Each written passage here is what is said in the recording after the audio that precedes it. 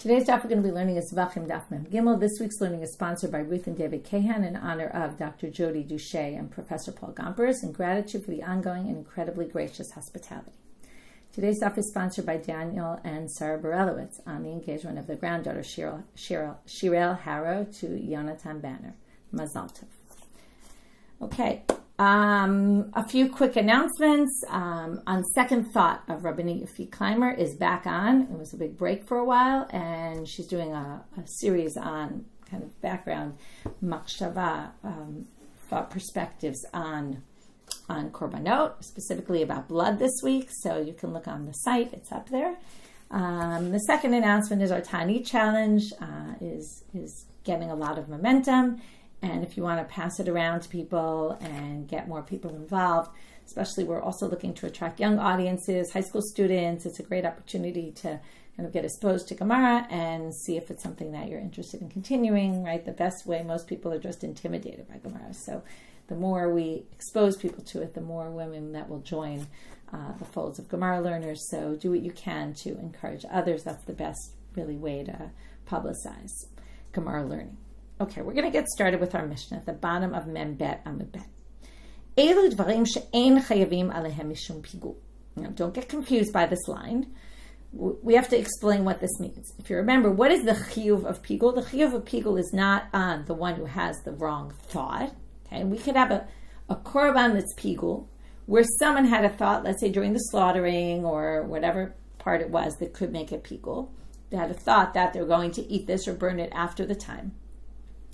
And yet, when they go to eat a certain part of that offering, we'll talk about right now, or certain of the offerings, there will not be an obligation of karet. Remember how it works.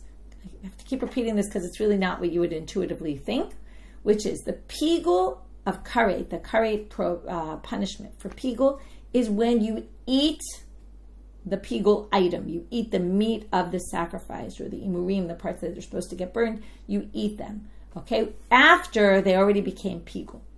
This Mishna is going to start with, and then we'll get to where there is pigul, but cases in which there's an item that the korban or the offering, whatever it was, became pigul, and yet if you eat it, you're not going to get karet. And not because it's chutz l'mkomo, for example. Remember, only chutz l'zmano you get karet for. Chutz l'mkomo you will disqualify the korban, but you won't get karet. This is another situation, but here where it's within chutz l'zmano, where normally there is pigul, but if you eat this part, you won't be liable karet. Why? So now we add another factor.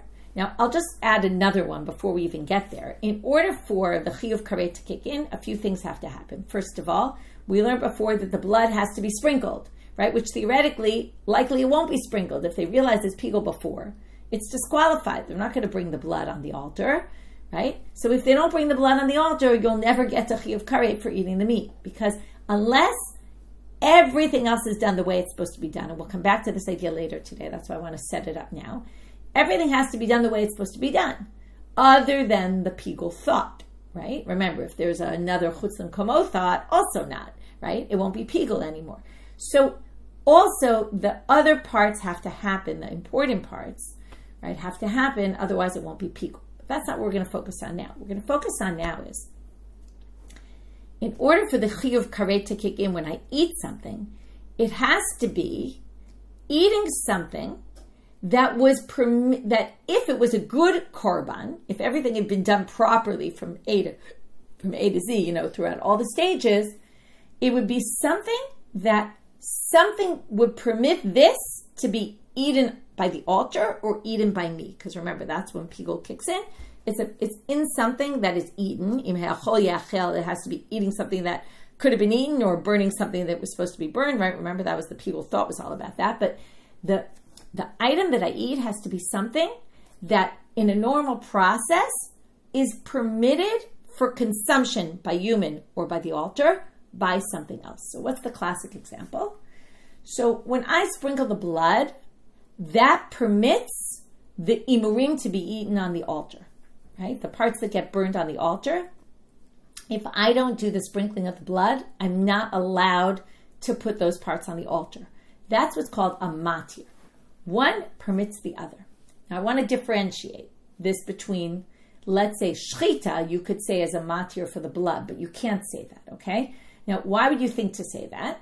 And here I want to get to really, so you understand what the difference is.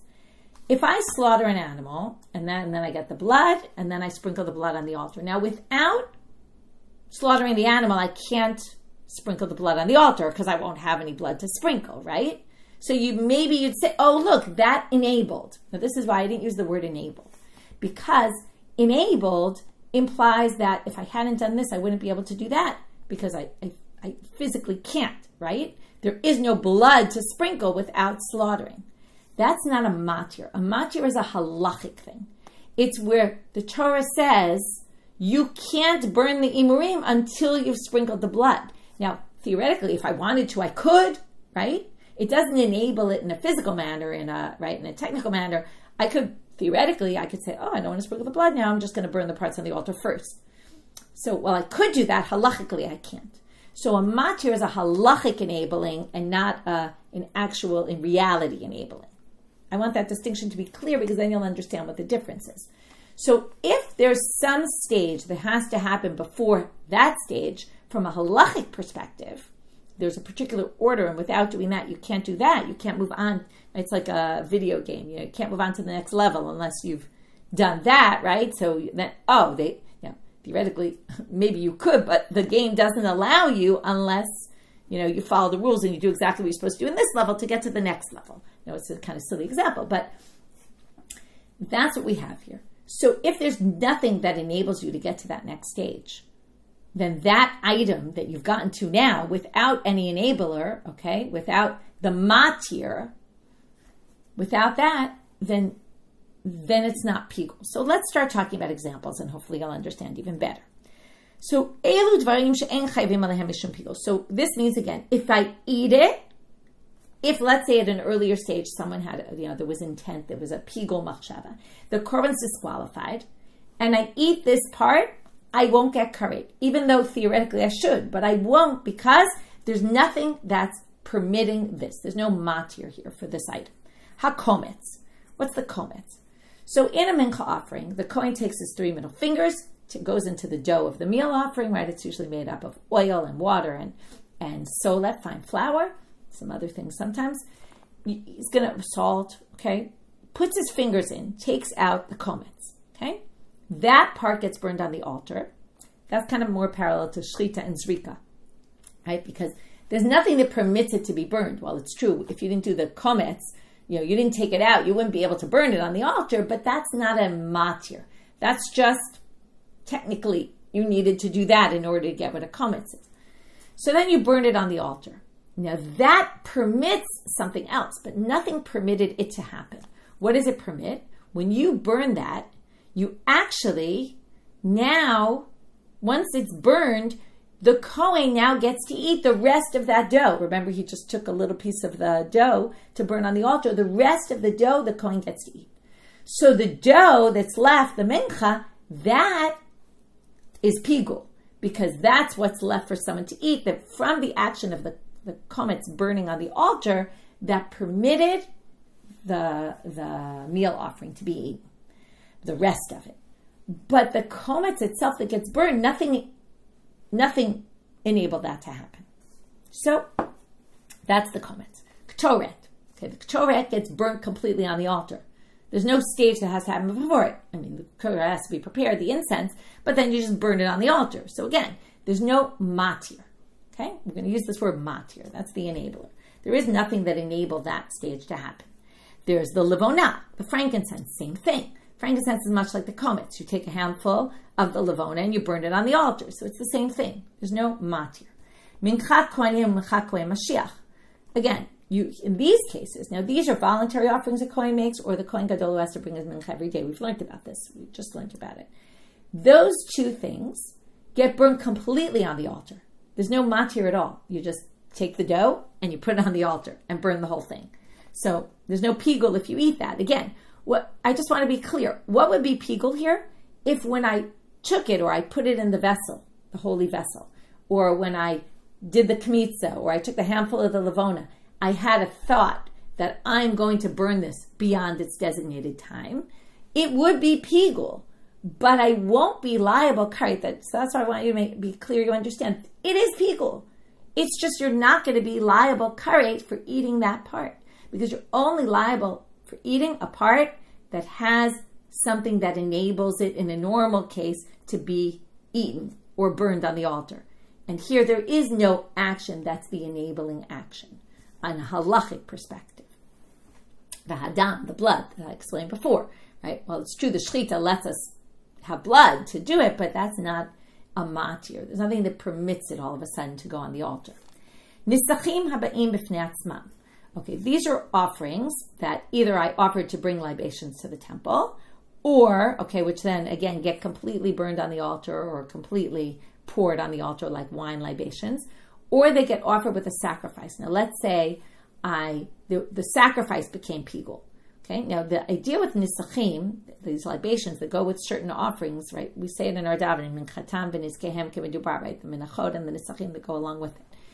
They theoretically don't have to be brought with the sacrifice. They could be brought on their own. That's what it means you're brought on their own. You can bring it the next day, 2 days later. There's a time frame you're allowed to bring them, but you have actually a few days leverage. So, or leeway is what I meant to say. A few days leeway. So if they're not brought with the sacrifice, then they're not pigul. If the sacrifice becomes pigul, they're not anymore integrally connected because you brought them separately.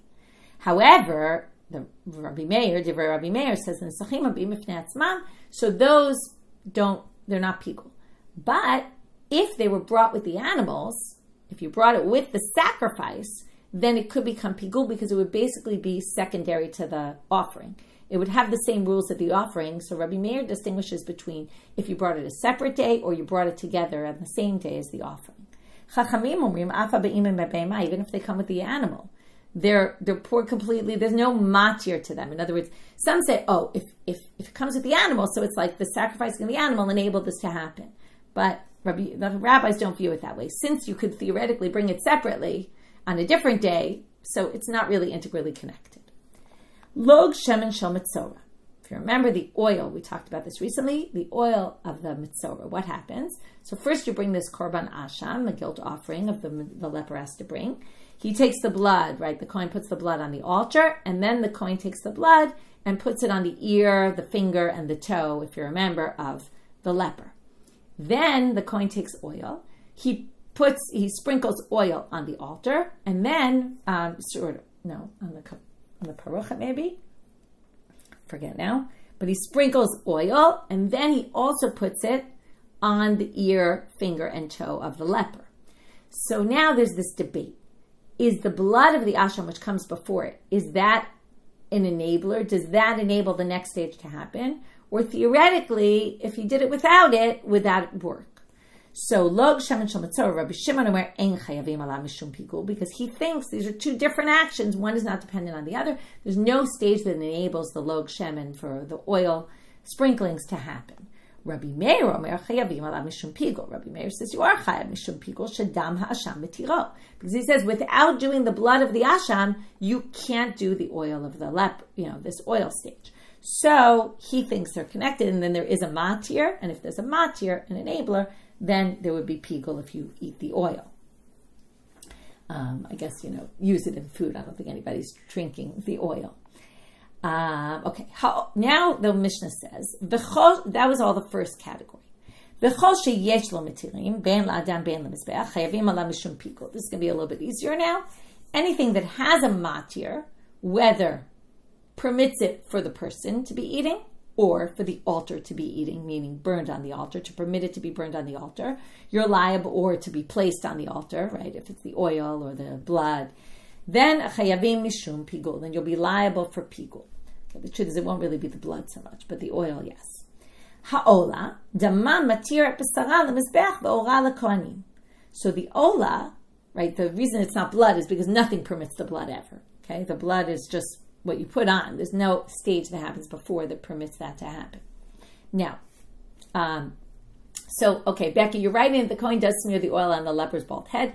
There is that. That's like the extra oil that's left. Okay, that's not the key elements. Okay, even though it is part of the process, it's not the key. That's what's left on his hand when all the process is done. I didn't mention it because it's not one of the key things, but yes, it is true to mention.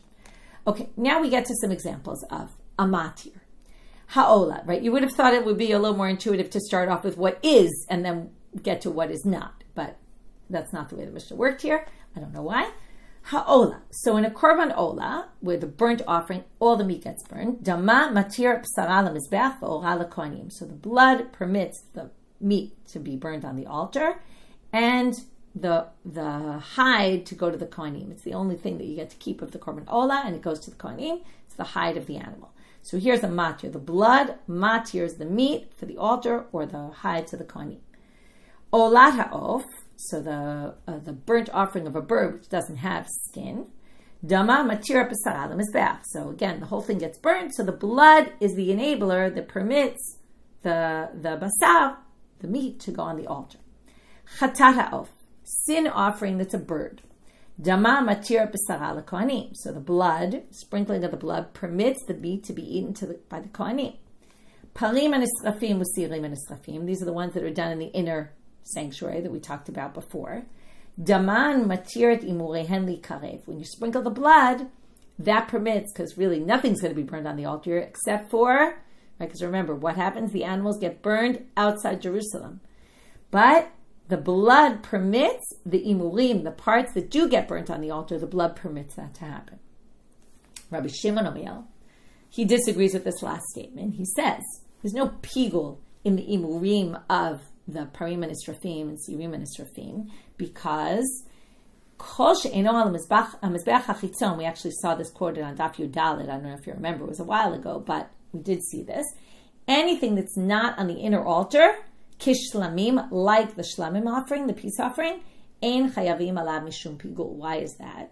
There's no pigul at all for the parim, right? For the parim davar shel tzibor, the par Yom Kippurim, all those, this year Yom Kippurim.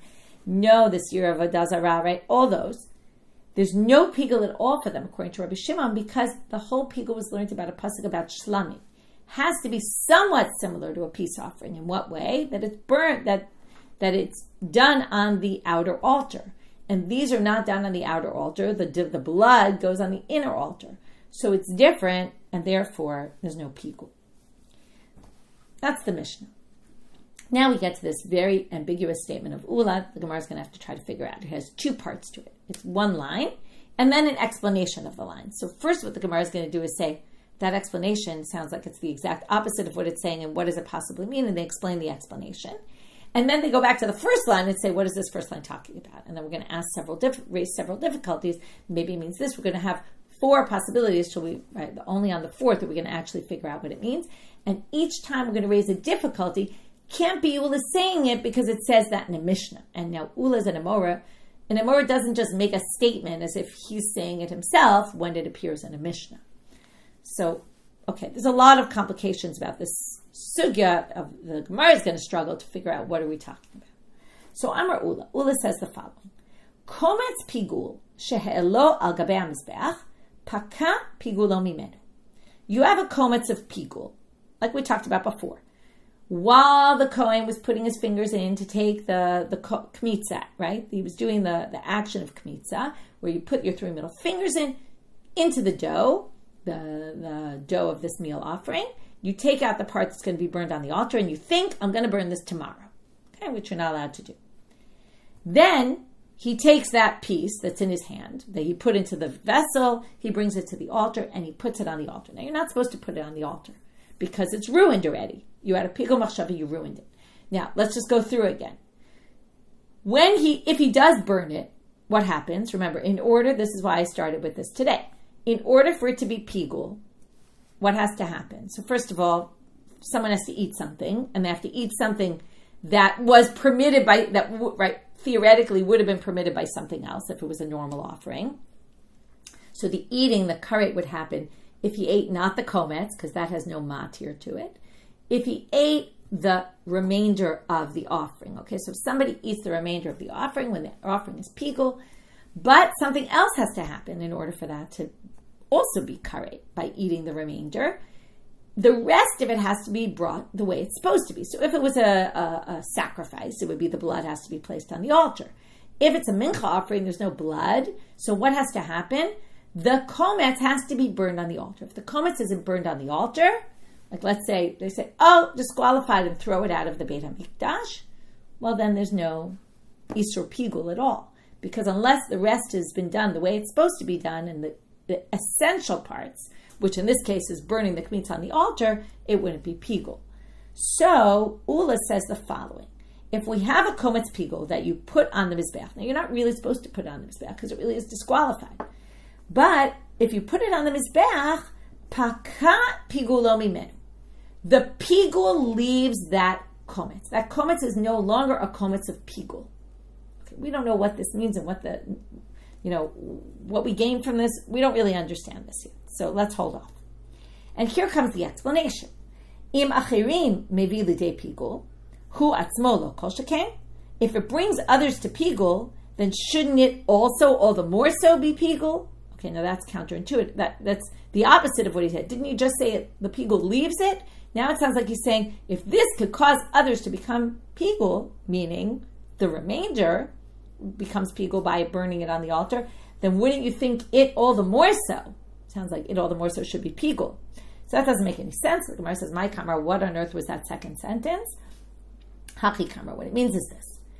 Im enumerates kabel, he'ach mevi achirim lidei pigul. No, it means like this.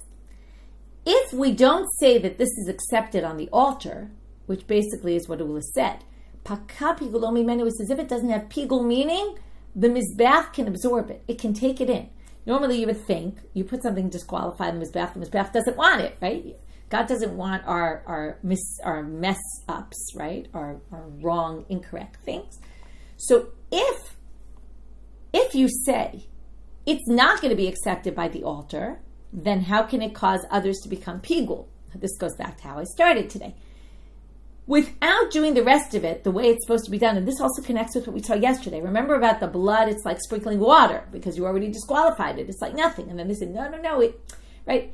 In a regular case, when you put the blood on the altar, even though you already made the korban pigul during, let's say, the slaughtering, you had a pigul machshava, then you go ahead and you put that blood on the altar, that's considered as if it was done properly. Because otherwise, remember, everything else has to be done properly in order for the meat to become pigul. Likewise here. You have to say that all the other processes were done right. Otherwise, the remainder wouldn't become pigul, because pigul there's one pigul machshava, but all the rest of the steps that were essential were taken. So if we say that not paka pigulo, and this is still a pigul piece of meal offering that's sitting on the altar that the altar doesn't want, well then it's as if it wasn't burned on the altar, because the altar doesn't want it, it's kind of rejected by the altar, then you miss that stage of burning it on the altar, and then the rest of it wouldn't become pigul. So the fact that we know that again, let's go through the stages. If while the Kohen took the kometz, he thought, I'm going to burn this beyond its time. But then he didn't, right? He went ahead and burnt it in the right time on that day. That must be an acceptable acceptance of the altar of this kometz, because otherwise the shirayim, the remainder of the mincha, would never become pigul. And we know it does. We know that if the Kohen now eats, after it was burned on the altar, the kometz, eats the remaining part of the mincha, which is now pigul and disqualified, he's not allowed to eat it. If he eats it, he's going to get karet, or anybody eats it, they're going to get karet. So it must be that stage was accepted by the altar when you burn it. Okay, that's basically what he's saying. So now the question is, wait a minute, so what's Ula teaching us? In other words, we got the second sentence, so now let's put the first one together. Kometz pigul she'ala al gabei mizbeach. So you have a kometz of pigul that you put on the altar. Paka pigulo mimenu. It's as if it's not pigul anymore. Okay, the pigul leaves it. Because why? How do we know this is the case? Because instead of reading it from there, I'm going to read it from the Haki Kamar. If it's not accepted by the altar, then it's as if we didn't burn it on the altar. If we didn't burn it on the altar, you'd never get to pigul. How can you say that the remainder is actually pigul? And your chayav karet for eating it has to have been a proper burning. So now they want to know my kamashma. What's Ula really trying to teach us here? And like I said, we're going to have 4 options. And each time we're going to say, oh, but it says that in the Mishna already. It says that in the Mishna already. The third one we're going to say, it says the opposite of that in the Mishna. So it can't possibly be because it goes against the Mishna. As opposed to the first 2, which we're going to say it says exactly that in the Mishna. And then we're going to have the 4th answer, which is really a variation of the 3rd. My kamashma. So what's he coming to teach us? Maybe what he's trying to say is what it says in our Mishnah, which is paka pigul menu, meaning, well, if you eat that kometz, let's say I put it on the altar and then I immediately take it down and I decide to eat it. If you eat it, paka pigul menu, it's not pigul anymore, and you're not liable for eating it because there's no pigul. Well, Tanina, that already we know in the Mishnah. You're never liable for the kometz because what did we say? Right? There's no matir for the kometz. That part doesn't have an enabling action. So, Tanina, it says it already in our Mishnah. Elu dvarim, now you know why they brought the statement of Ula here, because the first attempt to explain it, what he really means here, is our Mishnah. Elu dvarim she'en chayvim alehem mishum pigul, hakometz, v'aptoreh, v'alavonam, m'chakonim, m'chakoy mashiach, m'chanesachim, v'adam. Okay, they didn't need to read all that, they just need to read the first one. The kometz doesn't have pigul if you eat it. So, it's irrelevant, right? Ula doesn't need to tell us that if it says it in the Mishnah. Okay, option 2. Ela de'im alu lo yirdu. Maybe what he's trying to tell us is, we learned this before, that there's some things that are so disqualified that if you put them on the altar, you must immediately take them down. But there's many other things, more so than in the other category, that if you put them on the altar, you shouldn't. But if you do, like this, you shouldn't put it on because the korban's already pigul and disqualified. But if you put it on, you don't need to take it off. And this, some of the commentaries call this, it becomes lachmei hamizbeach. It becomes like the bread of the altar. The altar kind of takes it in and says, okay, this wasn't great, you shouldn't have done it, but now that it's here already, it's mine, and we can burn it. That actually sounds like what Ula is saying, because pigul shelo al gabei hamizbeach, you put the pigul on the mizbeach, which you shouldn't have, you did it anyway. Paka pigul lo mimenu, it can stay on the altar because the fact that it's on the altar now kind of removes the pigul from it. Remember, it doesn't remove pigul from the whole sacrifice, the whole offering. In this case, not sacrifice, it's an offering. Because if you go ahead and eat the remainder of the meal offering, there will be pigul. What it's saying is, this piece that's now on the altar, well, gets absorbed by the altar and it's not a problem. You can leave it there. But that also, Tanina, that also appears in the Mishnah. Halan v'hayotze v'atamei. These are all things that if you put them on the altar, you don't have to take them down. If it was left overnight, and then you shouldn't put it on the altar anymore, but you did anyway. Or it left the Azarah boundaries, the boundaries of the Azarah, which it shouldn't have, or it was tamei, or it was impure. Vishenishchat chutz lizmano v'chutz l'mkomo, or was slaughtered with a machshava pigul, either outside the time or outside the space. Now notice it doesn't say machshava, but we learned already, if it says nishchat chutz l'mkomo chutz lizmano, you can't say it was slaughtered outside its time. There is no time until you start slaughtering. The slaughtering is what sets the clock. From then, it has to be done that day. But before you slaughter it, can be done any day. There is no slaughtering chutz lizmano because of devar. There's no such thing. So it obviously means it was slaughtered with a pigul machshava, which is our case. And then it says imalu lo yirdu. Okay, if you put them on the altar, you don't take them off. Okay, so it can't be that. Next option, ela de'im yirdu ya'alu. Maybe it means like this: if you put on the altar, which you shouldn't have, you don't take it off because it's already absorbed by the altar. But what if it then fell off? Maybe what it wants to tell you, im yardu ya'alu. Once it's on the altar accepts it. So even if it falls off, you put it back on. Maybe that's what it's coming to tell you. The paka pigul, it's really not pigul anymore, so you can put it back on the altar, even if it fell. Well, this is the one that says, the Mishnah says the opposite. Hanami tanina, it also appears in the Mishnah. Kishem she'im alu lo yardu, just like if they went up, they don't come down. Kach im yardu lo ya'alu. In other words, leave this where it is. If it went up, you leave it up. If it fell down, you leave it off. So the Mishnah says the opposite, so it can't be Ula saying that. So fourth explanation, if already it started burning at the top of the altar and the fire started consuming it, really consuming it, then if it falls off, you can put it back on. Then it's already at a later stage. That's what he's saying. That one's going to be okay, except for one smaller problem. Nami Amar Ula Chadazimna. Ula himself said that some other time. So Ula doesn't need to repeat what he says. Da Amar Ula said, Lo shanu ela shalom mashla b'hena or, avam mashla b'hena or ya'alu. So he says, if you have this pigul or whatever these things are, and you put them back on, and you put them on the altar anyway, and the fire consumes them, and they fall off, you can put them back on. So why would he repeat it? Well, there he was talking about animals, and therefore you might have thought to distinguish. And here's going to be the answer. Ma'u detema, you might have thought, turning out on a bet, hani mile aver. That's if it's a limb of an animal, demechabel, because a limb of an animal is one unit. Whereas a mincha offering of a kometz, demifrat emalo. Think about a meal offering. It's like a piece of matzah, okay? That piece of matzah is made up of different parts of it that don't really connect to each other. It's not a limb that, in the animal, it all functioned as one thing. No, they're all separate particles, you could say. So maybe if the fire consumes one part of it, and then it falls off, maybe you can't put the whole thing back on, you only put the part that was consumed by the fire.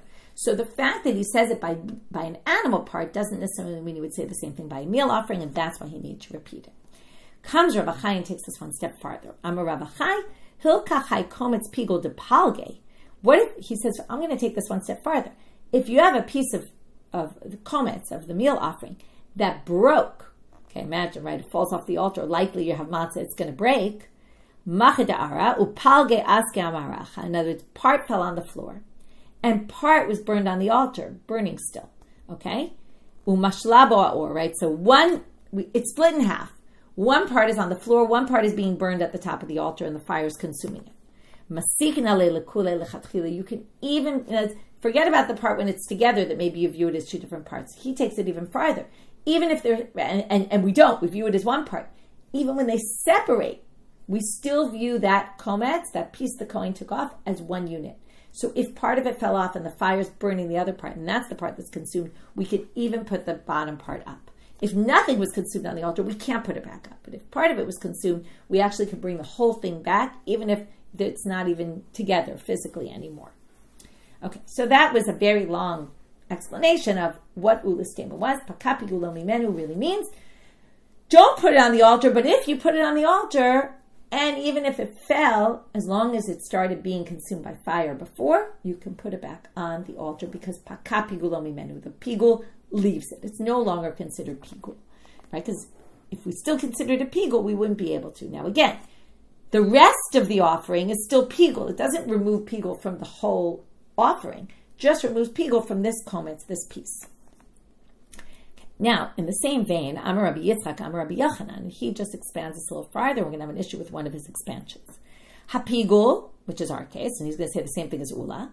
Hanotar, meat that was remaining beyond its designated time. Vehatame, and impure meat. Now, none of these can be offered on the altar. But if you put them on the altar, the isser leaves them. So Amar Rav Chisda, Mari Dechi, author of this statement, like Rabbi Yochanan, Mizbeach mikvah tahara. How can the Mizbeach remove impurity? What, it's a mikvah, the Mizbeach? It's not a mikvah. Amar Rabbi Zera, Shemashla behena ol. Rabbi Zera says it's when it's consumed by fire. If it's consumed by fire, the fire kind of burns the impurity off. So Mativ Rabbi Yitzchak Bar Bisna. Rabbi Yitzchak Bar Bisna says, how could you say that? Achirim omrim. Now he's going to quote him a part of a much longer braita that we're going to see the whole braita in a minute. The fourth drasha in this braita, we're going to have four drashot to say the same thing, but in different ways, to learn the same halacha, I should say, in different ways. There's a pasuk in Vayikra chapter 7, verse 20. It says, Hanefesh asher tochal basar mizevach hashlamim asher lashem. Actually, I should read you 19 first. Okay? 19 says, Habasar asher yiga b'chol tameh, subject being the meat. Meat that touches impurity, sacrificial meat that becomes impure. Lo yachel, don't eat it. By eish yisaref, it has to be burned. V'habasal, now when it comes to meat, kol tahor yochal basar. Only pure people can eat meat. So it started with meat that's impure and moved to a person who's impure. Now comes the next pasuk, which you'd think was talking about a person who's impure, but it's not clear really, because it starts like this. Hanefesh asher tochal mi basar zevach hashlamim. So a person who eats from the sacrificial meats, asher la'Hashem, that belong to God, v'tumato alav, and the tumah is upon him. Now him could be referring to the person, him could be referring to the meat, because the previous pasuk talked about both cases. It's not clear. So either the tumah is on the meat or the tumah is on the person, you get karet. So who's this talking about, the person or the meat? If the meat is impure or the person's impure. So one of the explanations, there's four explanations how we know it's the person. And the fourth one is this. Achirim, we're bringing this to show that you can't say that the impurity comes off the meat by burning it. Why? Well, it says v'tumato alav. What are they darshan? And the tumah is upon him. Misha tumah poachat mimenu. It has to be the tumah is upon him, but can go off of him, right? Tumah alav means right now the tumah is on him, but theoretically could come off.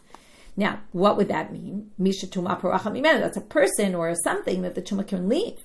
Yatsa basar, excluded from this is the meat. It must be the person, because a person can become pure again, but right, go to a mikvah. But meat, she'ein tuma paracha mimenu. You can't. If meat becomes disqualified, there's nothing you could do. You can't get the impurity off. V'im ita. And if he was right, the way Rabbi Zera said, once the meat is burned, the impurity leaves the meat. Hare tuma paracha mimenu al yidea, or you see that you can get rid of tuma and meat, so it wouldn't be excluded from that pasuk. So Amarava, we're going to have 3 answers to this difficulty. Al yidei mikvah kamrin. And we were saying that tuma doesn't come off of it by going in a mikvah. Now the sacrificial meat will not become pure because you stuck it in a mikvah. So the Gemara says, Midi mikvah k'tiv. Okay, they don't like that answer because it doesn't say tumato will be removed from him by a mikvah. It says in any way. So that doesn't work. El Amar of Papa, second explanation. If you notice in that pasuk it said shlamim, it was talking about meat. Now there the meat doesn't get burned on the altar. So in shlamim, the meat can never become pure because the meat never gets burned on the altar. The people eat the meat. So that's why there's no possibility. But theoretically, if it was meat that was burned on the altar, the meat could come off. The tuma could come off. Ravina Amar, third answer, v'tumato alav, misha tuma puracha mimenu kishu shalem. What they meant, now if I'm impure, I go to the mikvah, I become pure. I'm the same person I was before. I don't look any different. Nothing happened to my body. I didn't cut off a part of my body when I did it. But if you burn the meat on the altar, the meat is not the same meat as it was before. Some of it's burnt, some of it's not there anymore. It's missing some part of it. So what they meant in this braita was the tuma doesn't get removed from it and it remains intact. Maybe it won't remain intact and the tumah could be removed, but that's not what they're talking about. They're talking about tumah doesn't get removed in a way that it could actually remain intact. Okay, now we're going to go into gufa, into this braita. So this is basically an extension. Yitzchak said in the name of Rabbi Yochanan, not just pigul, also no and tamei. We said, how could tamei?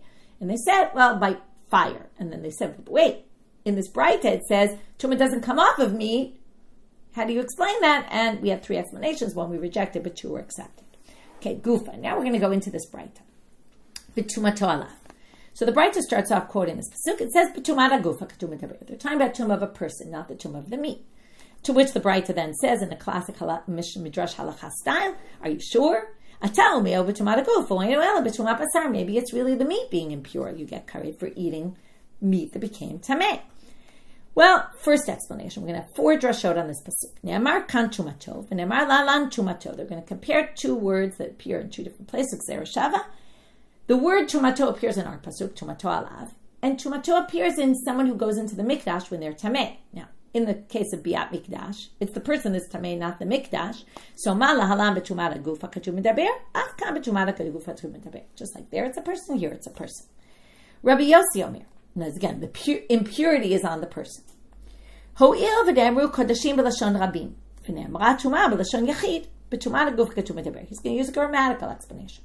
It says the zevach shlamav. Shlamim in plural. Okay? So, it says zevach shlamim.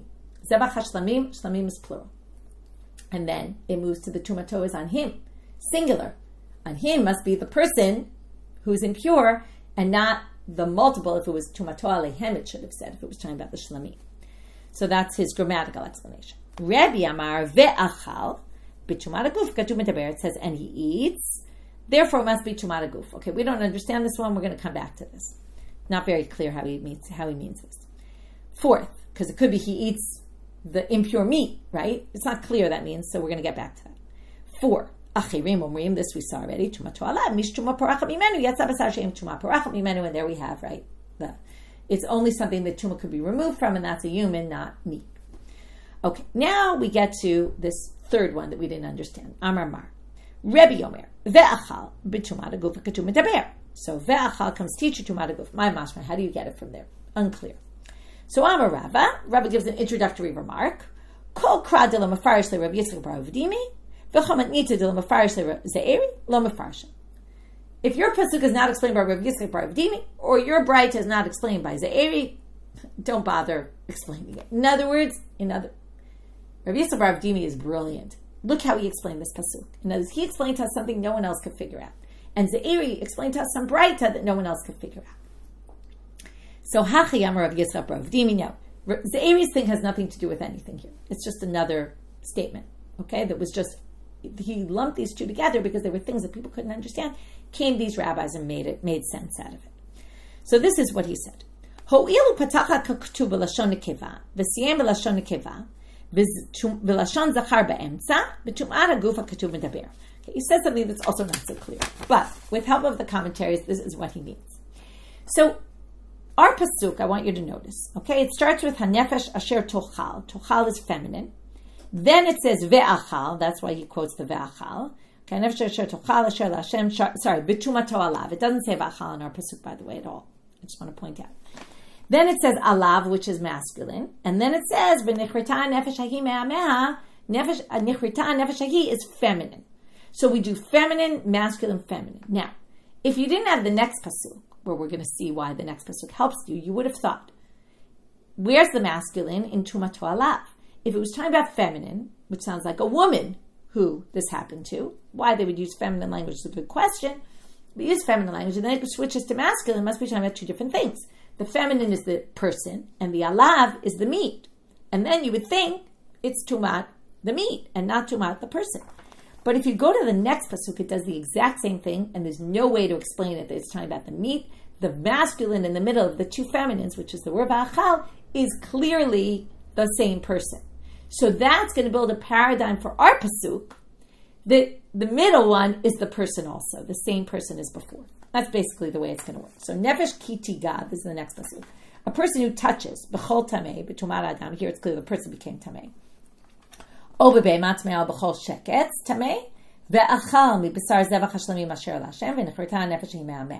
there's feminine tiga, nichrita nefesh at the end, feminine, and achal in the middle. That's going to build the paradigm for our pasuk, and that's how he explains that complicated thing. Now we're going to go to Ze'eri. Okay, now, did Matnita, what's this Braita that Ze'eri helped us? And for this, I'm going to share my screen for a quick minute. We're kind of at the end, and we'll only really get started on this. But here I use the sheet to help.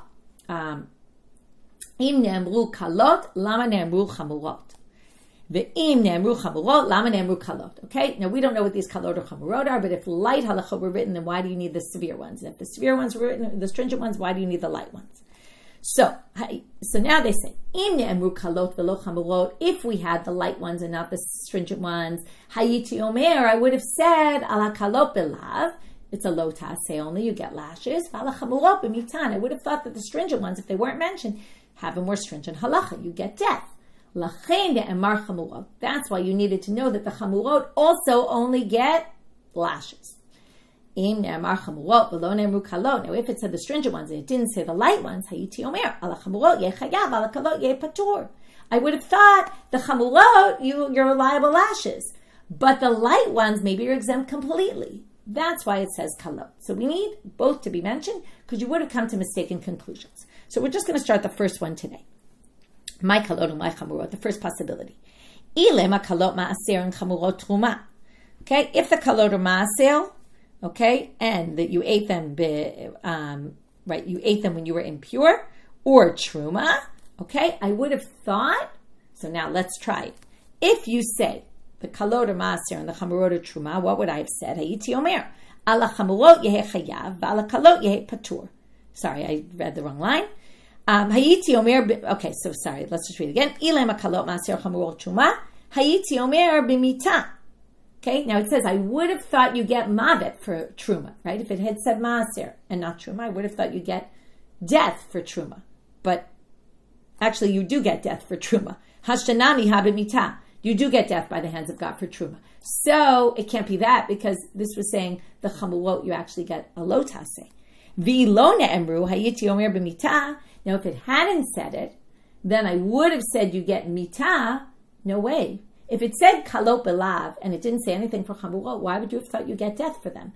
Dayo lavo minadin liot kanidon. We say, right? Dayo lavam minadin liot kanidon.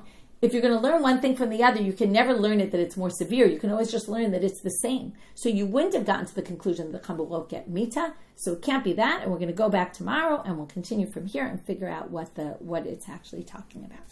So what we did today is we started with the things that there's pigul when you eat them, and or we really start with the ones that isn't pigul when you eat them, because there's nothing that's a matir, a permitter, enabler of that stage to happen. There has to be an enabler, halachic enabler, to let that stage happen in order for that item to become pigul when you eat it, to be chayiv karet. Again, the korban can be pigul, but the object is not pigul for eating it. And we have the list of items. Then we have the list of items that are pigul because there is an enabler. And so if you eat it, you'll get karet. We had Ulo, who made this very ambiguous statement that we eventually figured out.